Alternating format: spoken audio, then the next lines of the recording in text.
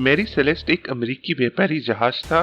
Canada के एक बड़े जहाज डाइग्रेसिया ने उसे 4 दिसंबर 1872 को अटलांटिक महासागर में ऑजरस द्वीप के पास बिना किसी कैप्टन या चालक दल के तैरता हुआ पाया।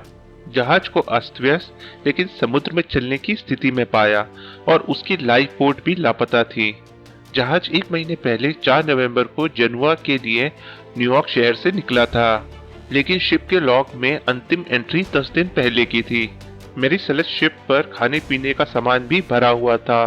कप्तान और चालक दल का निजी सामान भी अपनी जगह रखा हुआ था। शिप का कार्गो जो डीनेचर्ड अल्कोहल था, उसे भी किसी ने नहीं छेड़ा था। जो लोग शिप पे थे वे हमेशा के लिए कहीं गायब हो गए थे। शिप के मिलने के बाद जिब्राल्टर की कोर्ट ने सुनवाई शुरू की।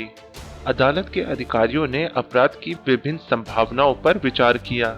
जिब्राल्टर के मुख्य न्यायाधीश सर जेम्स कोचरिन ने 17 दिसंबर 1872 को जिब्राल्टर की अदालत में सुनवाई शुरू की। कुछ समाचार पत्रों ने रिपोर्ट किया कि मैरी सेलेस्ट के ऊपर भारी इंश्योरेंस किया गया था। इस आधार पर यह इंश्योरेंस धोखाधड़ी का भी केस हो सकता है, लेकिन इंश्योरेंस कंपनियों ने इसमें कुछ गलत नहीं पाया और कोई भी जांच का आदेश नहीं दिया। 23 दिसंबर को कोर्ट ने मैरी सेलेस्ट का निरीक्षण करने का आदेश दिया। इस निरीक्षण को जॉन ऑस्टिन, जो एक शिपिंग सर्वेयर थे, उसने एक गोताखोर की सहायता से पूरा किया।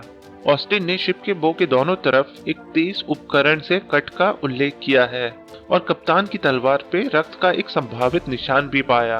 अमेरिकी नेवी के कैप्टन शेफील्ड ने बो पे कट का मुआयना किया और पाया कि यह निशान मानव निर्मित नहीं थे और जहाज की लकड़ी पे समुद्र के प्राकृतिक कार्यों की वजह से बने थे। शिप के निरीक्षण के बाद जो भी सबूत मिले थे वह किसी हत्या या षड्यंत्र का समर्थन करने में विफल रहे। अदालत के अधिकारियों ने अपराध की विभिन्न संभावनाओं पर दोबारा विचार किया, जिसमें मैरी सेलेस्ट के चालक दल द्वारा विद्रोह, डाइग्रेसिया के चालक दल या अन्य किसी जहाज द्वारा चोरी या इंश्योरेंस धोखाधड़ी जैसे षड्यंत्र शामिल थे। किसी भी ठोस सबूत ने इन थ्योरी का समर्थन नहीं किया, जिसके कारण अदालत किसी ठोस नतीजे पे नहीं पहुंच पाई। कोर्ट के अनिर्णायक फैसले ने रहस्य को और उलझा दिया और बाद की कहानियों ने बार बार झूठे विस्तार और कल्पनाओं द्वारा इस रहस्य को और उलझा दिया। जो थ्योरी मुझे सबसे विश्वसनीय लगती है वह सीक्वेक की थ्योरी है। इस थ्योरी के अनुसार समुद्र तल में एक भूकंप आया होगा, जिसे सीक्वेक भी कहते हैं, जिसने मैरी सेलेस्ट को हिला कर रख दिया होगा, जिसके कारण कार्गो के कुछ हिस्से को नुकसान पहुंचा होगा और उसमें से टॉक्सिक धुआं निकलने लगा होगा। इस धुएं की वजह से विस्फोट होने की संभावना बढ़ गई होगी, जिसने शिप के कैप्टन और चालक दल को जहाज छोड़ने पे मजबूर कर दिया होगा। इस थ्योरी को इस बात से भी बल मिलता है कि शिप के कार्गो का हैच खुला हुआ मिला, जो इस ओर इशारा करता है कि शिप के चालक दल ने टॉक्सिक धुआं निकालने के लिए हैच खोले होंगे।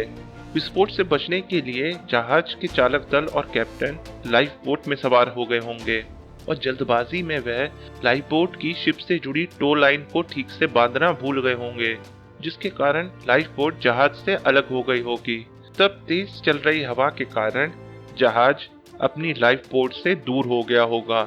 इसके बाद लाइफ बोट में सवार कैप्टन और चालक दल खुले समुद्र में मर गए होंगे।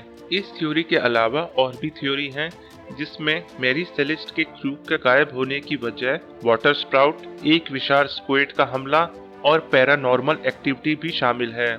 मैरी सेलेस्ट के कैप्टन और उसके चालक दल के साथ क्या हुआ होगा, यह आज भी एक रहस्य है। अगर आपको हमारा वीडियो पसंद आया हो तो प्लीज लाइक बटन दबाएं और हमारे चैनल को सब्सक्राइब करें। धन्यवाद।